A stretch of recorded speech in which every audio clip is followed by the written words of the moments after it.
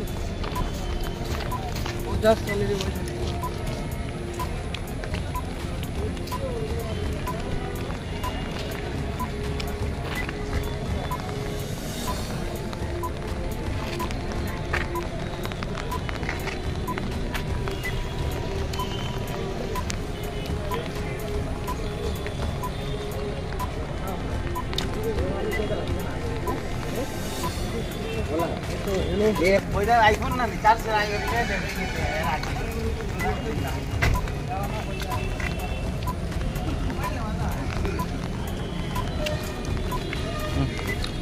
गाड़ी बात